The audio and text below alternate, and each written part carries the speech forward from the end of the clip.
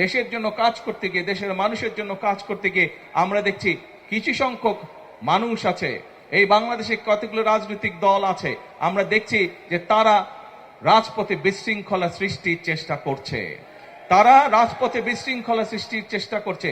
যেভাবে তারা স্বাধীনতা যুদ্ধের বিরোধিতা করেছিল, যেভাবে তারা 86 সালে এই চট্টগ্রামের সেই মাটি যেখানে স্বৈরাচার বলেছিল যে যারা নির্বাচনে যাবে তারা জাতীয় বেঈমান হবে, কিন্তু সেই স্বৈরাচার ঢাকায় ফিরে গিয়ে সেই নির্বাচনে আরেক স্বৈরাচারের অধীনে অংশগ্রহণ করেছিল এবং তাদের সাথে একটি গুপ্ত বাহিনী তাদের সাথে সেদিন নির্বাচনে জাতীয় বেঈমান হিসেবে আখ্যায়িত হয়েছিল, একই সাথে তাদের সাথে নির্বাচনে অংশগ্রহণ করার মাধ্যমে।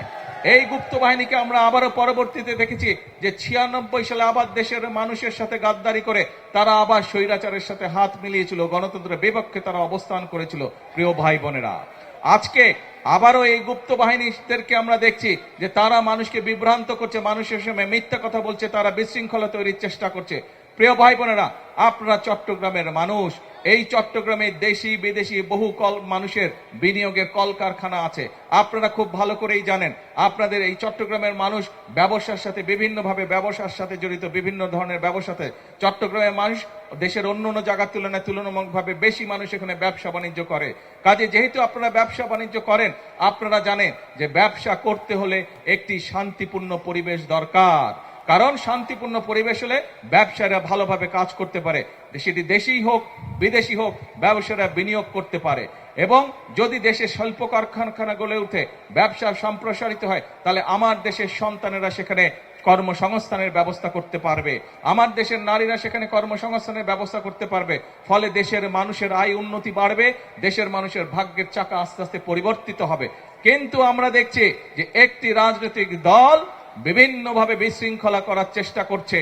আমরা জানি বিগত স্বৈরাচার ফ্যাসিবাদের সময় বাংলাদেশের গ্যাস, বিদ্যুৎ এইসব নিয়ে তারা বিভিন্ন রকম পরিকল্পনা করেছে, যেই পরিকল্পনা মানুষের কাজে আসে নাই, যেই পরিকল্পনা ভালো ছিল না দেশের জন্য, কাউকে হয়তো বিশেষ সুবিধা দেওয়ার জন্য তাদের পক্ষে পরিকল্পনা গ্রহণ করেছিল।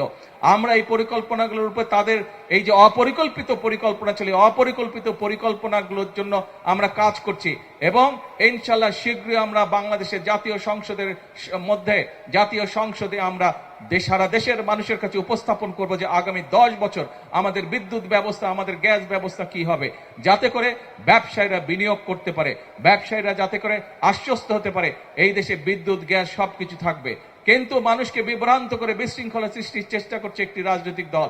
প্রিয় ভাই বোনেরা, আমরা যেখানে প্রতিদিন পরিশ্রম করছি দেশের মানুষের ভাগ্যের পরিবর্তনের জন্য, আমরা যেখানে প্রতিদিন পরিশ্রম করছি দেশের ভাগ্যের পরিবর্তনের জন্য, কিছু সংখ্যক লোক বিশৃঙ্খলা সৃষ্টি করছে।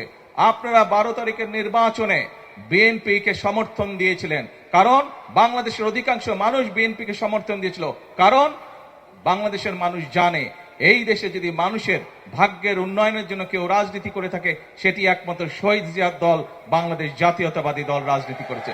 বাংলাদেশের উন্নয়নের জন্য যদি কেউ রাজনীতি করে থাকে, কোন রাজনৈতিক দল যদি রাজনীতি করে থাকে, সেটি দেশনেত্রী বেগম খালেদা জিয়ার দল বাংলাদেশ জাতীয়তাবাদী দল সেই রাজনীতি করেছে। এখানে বহু মুরব্বী উপস্থিত আছেন, মুরব্বীদেরকে যদি জিজ্ঞেস করা হয় তাহলে দেখা যাবে শহীদ জিয়ার সময় এবং দেশনেত্রী খালেদা জিয়া যখন দেশ পরিচালনার দায়িত্বে ছিলেন, তখন দেশে শিক্ষার ব্যবস্থা কিভাবে ধীরে ধীরে উন্নত হয়েছিল, দেশে যোগাযোগ ব্যবস্থা কিভাবে উন্নত হয়েছিল, দেশে ব্যবসা বাণিজ্য মেইল কারখানা কিভাবে গড়ে উঠেছিল।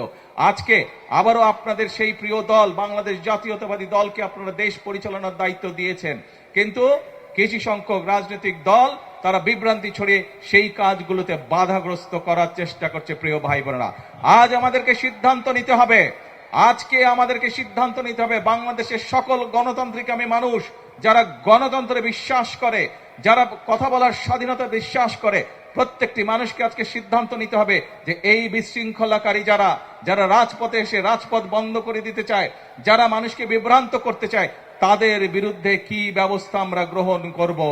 এইটি আজকে বাংলাদেশের মানুষকে সিদ্ধান্ত নিতে হবে। আর বাংলাদেশের মানুষের ভাগ্য নিয়ে ছিনিমিনি খেলতে দেওয়া যাবে না। দেশের ভাগ্য নিয়ে আর ছিনিমিনি খেলতে দেওয়া যাবে না। এখন সময় হচ্ছে দেশ গড়ার সময়, এখন সময় হচ্ছে জাতির ভাগ্য গঠনের সময়। কাজে আমাদের 20 কোটি মানুষের 40 কোটি হাতকে আজকে শ্রমিকের হাতে রূপান্তরিত করতে হবে। আমাদের দেশকে সামনের একদিনে এগিয়ে নিয়ে যেতে হবে। পৃথিবীর বহু দেশ আছে, যেই দেশগুলো আমাদের মতন আমাদের সাথেই স্বাধীন হয়েছিল, কিন্তু সেই দেশগুলো আজকে অনেক এগিয়ে চলে গেছে, কিন্তু বিভিন্ন চড়াই উতরাই পেরিয়েও আমরা সেই জায়গায় পৌঁছতে পারিনি। আজ আমাদেরকে সিদ্ধান্ত নিতে হবে যে আমরা দেশের উন্নয়নে, মানুষের ভাগ্যের উন্নয়নে আজ আর কোনো বাধা মানব না। আজ আপনারা দেখেছেন যে এখানে সামান্য কয়েকজন মানুষকে আমরা দলের পক্ষ থেকে এবং সরকারের পক্ষ থেকে আমরা চেষ্টা করেছি সহযোগিতা করার জন্য। ঠিক যেভাবে আমরা চেষ্টা করছি যে মা বোনদের পাশে ফ্যামিলি কার্ড নিয়ে তাদেরকে সহযোগিতা করার জন্য, কৃষক ভাইদেরকে কৃষি কার্ড দেওয়ার মাধ্যমে সহযোগিতা করার জন্য। কারণ প্রথমে যেই কথাটি বলেছি যে বিএনপি হচ্ছে সেই দল যেই দল দেশের জন্য রাজনীতি করে। বিএনপি হচ্ছে সেই দল যেই দল দেশের মানুষের জন্য রাজনীতি করে। কারণ সকল সময় বিএনপির প্রত্যেকটি নেতাকর্মী একটি কথা বলে থাকে যে আমাদের সকল রাজনৈতিক ক্ষমতার উৎস হচ্ছে বাংলাদেশের জনগণ।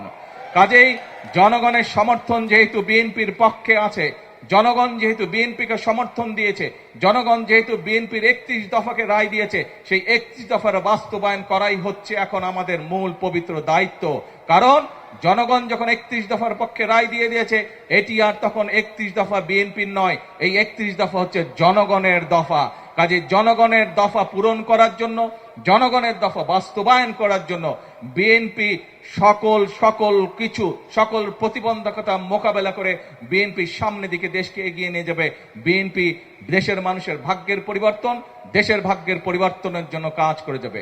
প্রিয় ভাই বোনেরা, আজকে এই অনুষ্ঠানে আসুন আমরা একটি প্রতিজ্ঞা করি, আমরা একটি শপথ গ্রহণ করি যে দেশের উন্নয়নের ক্ষেত্রে, দেশকে সামনে এগিয়ে নিয়ে যাওয়ার ক্ষেত্রে যারা প্রতিবন্ধকতা তৈরি করবে, দেশের মানুষের ভাগ্যের উন্নয়নের পথে যারা প্রতিবন্ধকতা তৈরি করবে, তাদেরকে আমাদের রুখে দাঁড়াতে হবে। আছেন আমার সাথে আপনারা?